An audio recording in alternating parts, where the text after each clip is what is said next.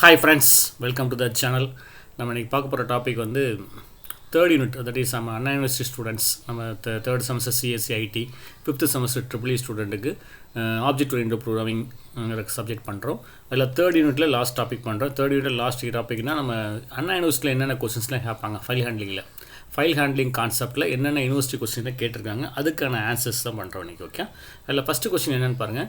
Java program to read the contents from a file and write into another file. அப்போ meaning என்ன, ஒரு ஃபைல்லேருந்து கண்டென்ட்டை read பண்ண போகிறோம், இன்னொரு ஃபைல் புதுசாக க்ரியேட் பண்ணி அதில் போய் நம்ம ரைட் பண்ண போகிறோம் அப்படின்னு சொல்ல வரோம். ஓகே, இன்னொரு விஷயம் நம்ம பார்த்தோங்க, நமக்கு வந்து இதில் பார்த்தீங்கன்னா நம்ம ஜாவா ஹேண்ட்லிங்லேயே பண்ணும்போது file reader class, file writer class use பண்ணிக்கோ, நம்ம கொஞ்சம் ஈஸியாக இருக்கும். ஓகே, நம்ம எந்த ப்ரோக்ராம்லாம் ரைட் பண்ணிக்கோங்க. ஓகே, அப்போ இந்த இடத்துல எனக்கு என்னென்னா, எனக்கு வந்து ஒரு இதுலேருந்து நம்ம ரீட் பண்ண போகிறோம், அப்போ ஃபைல் ரீடரை யூஸ் பண்ண போகிறோம், இன்னொரு ஃபைலில் போய் ரைட் பண்ண போகிறோம், அப்போ ஃபைல் ரைட்டர் ஒரு ஆப்ஜெக்ட் கிரியேட் பண்ணோம். Okay, import space Java dot file ஹேண்ட்லிங்னா ஐஓ டாட் ஆசிஸ் கொடுத்துருங்க. எனக்கு கிளாஸ் நேம் வந்து ஃபைல் டெமோ 4 கொடுத்துருங்க. Throws IO exception compulsory. இல்லை ஃபஸ்ட் நான் ஃபைல் ரீடர், அப்போ நான் ஒரு ஃபைல்லேருந்து ரீட் பண்ண போகிறேன், அப்புறம் ரைட் பண்ண போகிறேன். File reader FR equal to new file reader. என்னோட ஃபைல் ரீடர் ஆப்ஜெக்ட் வந்து எஃப்ஆர் கொடுத்துருக்கேன், எஃப்சாட் sam டாட் txt கொடுத்துருக்கேன். அப்போ ஃபைல் ரைட்டர் நெக்ஸ்ட் ஃபைல் என்ன பண்ணுறேன், ரைட் பண்ண போகிறேன். File writer space FW equal to new file writer F:: sam1 dot txt. அப்போ இங்கே சாம்லேருந்து ரீட் பண்ணிட்டு sam1 டாட் txt நான் டிஸ்பிளே பண்ண போகிறேன். ஓகே, இன்ட் சீன் கொடுத்துக்குவோம். எதுக்காண்டினா நம்ம பர்பஸில் ஒவ்வொரு கேரக்டராக ரீட் பண்ணி தான் ப்ராசஸ் பண்ணுவோம்.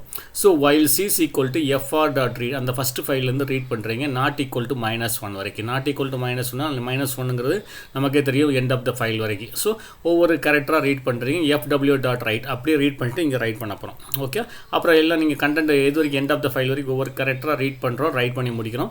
முடிச்ச அப்புறம் எஃப்ஆர் டாட் க்ளோஸ்னு அந்த ஃபைல் ரீட் பண்ண ஃபைலை க்ளோஸ் பண்ணுறோம், ஃபைல் ரைட்டரையும் நம்ம க்ளோஸ் பண்ணிடுறோம். அவ்வளோ. ஸோ இந்த கோடிங் பார்த்தீங்க அப்படின்னா நமக்கு டெஸ்ட்டில் வந்து 8 மார்க் கொஸ்டின். நல்ல மைண்டில் பாருங்கள். இப்போ கோடிங்னு பார்த்தீங்கன்னா நம்ம இம்போர்ட் ஃபைலை விட்டுருங்க, கிளாஸை விட்டுருங்க, பப்ளிக் ஸ்டாட்டிக் ஃபைல், இந்த ஃபைல் ரீடர் ஃபைல் ரைட்டர், இந்த வைல் ஸ்டேட்மெண்ட் கரெக்டாக தெரிஞ்சால் போதும். ஓகே, நம்ம இப்படி தான் ரீட் பண்ண போகிறோம் தெரிஞ்சால் போதும். ஸோ ஈஸியாக ஸ்கோர் பண்ணிடலாம். இப்போ நான் கம்பைல் பண்ணுறேன். டைப் sam டாட் txt என்ன கண்டென்ட் இருக்குன்னு பார்க்க, டிபார்ட்மெண்ட் ஆஃப் இன்ஃபர்மேஷன் டெக்னாலஜின்னு இருக்குது. அப்போ ஃபஸ்ட்டு நான் ஃபைலை வந்து கம்பைல் பண்ணுறேன், நெக்ஸ்ட் நான் ரன் பண்ணுறேன். ரன் பண்ணதுக்கப்புறம் எனக்கு வந்து sam1 டாட் txt ஃபைல் வந்து ரைட்டாக இருக்கும். நான் செக் பண்ண போகிறேன். செக் பண்ணுறதுக்கு என்ன பண்ணுறீங்க, டைப் sam1 டாட் txt சொல்லி கமெண்ட் ப்ராம்ப்ட் டைப் பண்ணேன்னா ஸோ அதே கண்டென்ட் எனக்கு வந்து ரைட் ஆகுது. ஸோ சாம்லேருந்து ரீட் பண்ணிவிட்டு sam1 போய் டாட் txt போய் ரைட் பண்ணியாச்சு. இது first program. Okay, then second program என்னென்னு பார்த்தீங்கன்னா, Java program to read the contents from a file. ஒரு ஃபைல்லேருந்து கண்டென்ட்ஸை ரீட் பண்ணுங்கள் and write into the another file by removing unnecessary white spaces. அப்போ ஒரு ஃபைல்லேருந்து ரீட் பண்ணுற கண்டென்ட்டை அடுத்த ஃபைல் போய் நீங்கள் ரைட் பண்ண போகிறீங்க, அங்கே உள்ள எம்டி ஸ்பேசஸ் டேப்க்கு எங்கெல்லாம் ஒயிட் ஸ்பேஸ்லாம் இருக்கோ அதெல்லாம் ரிமூவ் பண்ண அப்படிங்கிறோம். அப்போ நம்ம வந்து என்னென்ன ஒரு கோடிங்கில் ஒரு டெக்ஸ்ட் ஃபைலில் பார்த்தீங்க, ஏதோ ஃபைலில் இருக்குது, அந்த ஃபைலில் இதெல்லாம் ஒயிட் ஸ்பேஸ்னு பார்த்தீங்கன்னா, ஒன்று வந்து டேப் கீ இருக்கலாம், இன்னொன்று நியூ லைன் கொடுக்கும்போது எம்டி ஸ்பேஸ் வரும், ஸ்பேஸ் கொடுக்கும்போது வரும். இந்த மூணையும் நம்ம ரிமூவ் பண்ணால் போதும். அப்போ நம்ம ரீட் பண்ணும்போது நமக்கு இது ஆஸ்கி வேல்யூ வச்சு தான் ரீட் ஆகும். ரீட் பண்ணும்போது அதோட கரஸ்பாண்டிங் கேரக்டர் என்னென்னு பார்த்தா, டேப் கீக்கு வந்து 9, நியூ லைன் வந்து 10, ஸ்பேஸ் வந்து எம்டி ஸ்பேஸ் வந்து 32. ஸோ இதை வச்சு தான் கோடிங் பண்ண போகிறோம். ஃபஸ்ட்டு நீங்கள் கிளாஸ்னு இம்போர்ட் கமாண்ட் கொடுத்தாச்சு, கிளாஸ் நேம் கொடுத்தாச்சு, த்ரோ ஐஓஎக்ஷன்ஸ் கொடுத்தாச்சு. இப்போ ஃபைல் ரீடர் அதே ஃபைல் தான் எடுக்கிறேன், sam dot txt, file write வந்து sam1 டாட் txt ரைட் பண்ணியாச்சு. இப்போ உள்ள கோடிங்லாம் சேம் தான். Int c while sis equal to FR dot read of not equal to -1. உள்ள மட்டும் எக்ஸ்ட்ரா ஒரு கோடிங் ரைட் பண்ணுறேன். என்ன பாருங்கள், if c is equal to 9 ஆவோ அல்லது c is equal to 10 or c is equal to 32, இந்த மூணில் ஏதாவது ஒரு கேரக்டர் வந்துச்சுன்னா எதையும் ரைட் பண்ணாத. So empty bracket, open curly brace, close curly brace, உள்ளே எதுவும் பண்ண வேண்டாம். அப்படி இந்த மூணு இல்லாமல் வேறு ஏதாவது வந்துச்சுன்னா அந்த கேரக்டர் மட்டும் கொண்டு போய் எஃப்டபிள்யூ டாட் ரைட் பண்ணு அப்படி சொல்கிறோம். சொல்கிற விஷயம் புரியுதா? ஸோ ஸ்டார்டிங் ஆஃப் த ஃபைல்லேருந்து எண்ட் ஆஃப் த ஃபைல் வரைக்கும் இந்த 3 கேரக்டர் வந்துச்சுன்னா எதுவும் பண்ண வேணாம். இந்த 3 கேரக்டர் இல்லை, மற்ற கேரக்டர் வந்தால் நீ அந்த ஃபைலில் போய் ரைட் பண்ணுன்னு சொல்லியாச்சு. திரும்ப file reader dot close, file writer dot close கொடுத்தாச்சு. இப்போ நான் பாருங்கள், அந்த ப்ரோக்ராம் வந்து டைப் sam டாட் text வந்து டிபார்ட்மெண்ட். இப்போ நான் வந்து டேர்ம்ஸ் ஆஃப் டெக்ஸ்ட் என்ன வச்சிருக்கேன்னா, department of IT Anna university சென்னைன்னு வச்சிருக்கேன். அந்த sam டெக்ஸ்ட் வந்து டிபார்ட்மெண்ட் ஆஃப், அந்த டிபார்ட்மெண்ட்டுக்கு அப்புறம் ஒரு எம்டி ஸ்பேஸ் இருக்குது, ஆஃபுக்கு அப்புறம் ஒரு எம்டி ஸ்பேஸ் இருக்குது, ஐடி கமாக்கு அப்புறம் இந்த நியூ லைன் இருக்குது.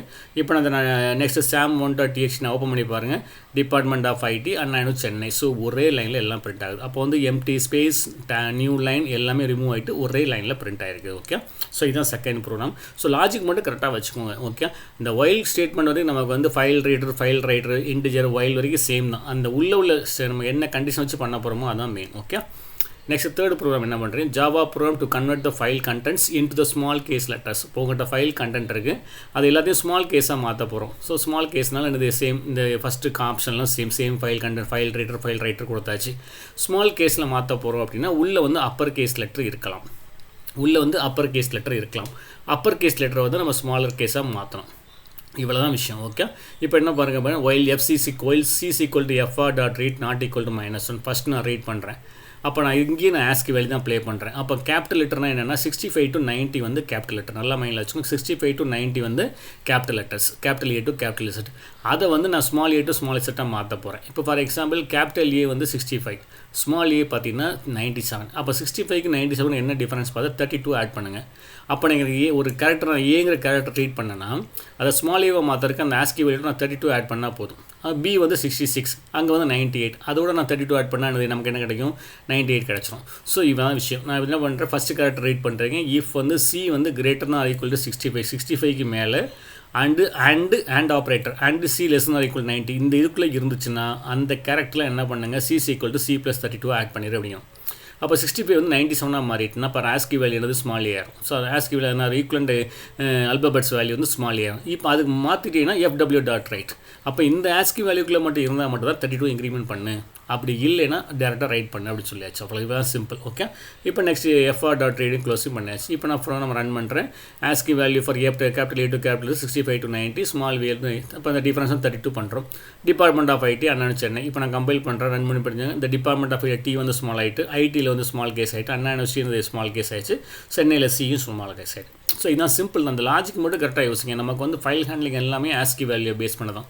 அதுக்கு என்ன பண்ண போகிறோம் அப்படி தான். ஓகே, நெக்ஸ்ட் ப்ரோக்ராம் அதே தான். அது அப்பர் கேஸாக கன்வெர்ட் பண்ண சொல்லி Java program convert the file contents into upper case letters. அப்போ நீங்கள் லோயர் கேஸ் லெட்டருக்கு என்ன பண்ணீங்க, +32 போட்டோம். இது அப்பர் கேஸ் லெட்டருக்கு என்ன பண்ணுறோம், -32 போட போகிறீங்க. இஃப்ல என்ன பண்ணுறீங்க, சி வந்து கிரேட்டர் ஆர் ஈக்குவல் டு 97லேருந்து C less or equal to 122 இந்த கண்டிஷன் இதுக்குள்ளே உள்ள வேல்யூ வந்துச்சுன்னா மட்டும் அதை மட்டும் 32 சப்ட்ராக்ட் பண்ணிக்கிட்டு அப்புறம் ரைட் பண்ண அப்படிங்கிறோம். இது இல்லைன்னா மற்ற கண்டென்ட்ஸ்லாம் ரைட் பண்ணிக்கோன்னு சொல்லியாச்சு. அவ்வளோதான். FR dot read close, FRW dot close. Simple concept தான். என்ன பண்ணுறீங்க, அப்பர் கேஸ்லேருந்து லோயர் கேஸ் மாற்றும் போது சி ஈக்குவல் டு சி -32 அந்த கண்டிஷன் செக் பண்ணிக்கோங்க. 97 to 122 அப்பர் கேஸ்லேருந்து okay sir. Upper case to lower case அப்படின்னா ப்ளஸ் போட போகிறோம். லோயர் கேஸ் டு அப்பர் கேஸ்னால் அது மைனஸ் போட போகிறீங்க. இந்த மேலே உள்ள கண்டிஷன்ஸ் மட்டும் பார்த்துக்கோங்க. இந்த சேம் ப்ரோக்ராம் தான் ரன் பண்ணுறேன். ரன் பண்ண பாருங்கள், எல்லா லெட்டர்ஸுமே எனக்கு கேபிட்டலாக சேஞ்ச் ஆகிட்டு. ஸோ இந்த 4 ப்ரோக்ராம் வந்து மேக்ஸிமம் ரிப்பீட்டடாக கேட்குறாங்க. ஒரு ஃபைல்லேருந்து ரீட் பண்ணி ரைட் பண்ணு அப்படிங்கிறாங்க. செகண்ட் வந்து அன்னெசரி ஒயிட் ஸ்பேஸஸ்லாம் ரிமூவ் பண்ணுங்க அப்படிங்கிறாங்க.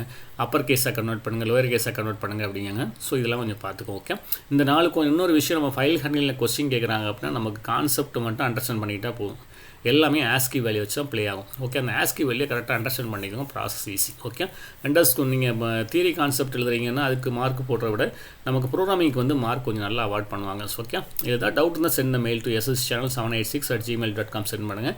இல்லைங்க எனக்கு அந்த ஃபைல் கண்ணி வேறு ஒரு கொஸ்டின்ஸ்லாம் இருக்குது, நீங்கள் எனக்கு அதுக்கு ஆன்சர் கொடுங்க அப்படின்னா ஒன்றும் இல்லை, நீங்கள் கமெண்ட் பாக்ஸில் டைப் பண்ணலாம், இல்லது அந்த மெயிலுக்கு நீங்கள் சென்ட் பண்ணலாம். அதுக்கு நான் ஆன்சர் பண்ணிவிட்டு உங்களுக்கு வீடியோ அப்லோட் பண்ணுறேன். ஓகே, ஸோ தேங்க்ஸ் ஃபார் வாட்சிங். தேங்க்யூ. தெரிஞ்ச ஃப்ரெண்ட்ஸ்க்கெலாம் சப்ஸ்கிரைப் பண்ண சொல்லுங்கள். தேங்க்ஸ் ஃபார் வாட்சிங். தேங்க்யூ.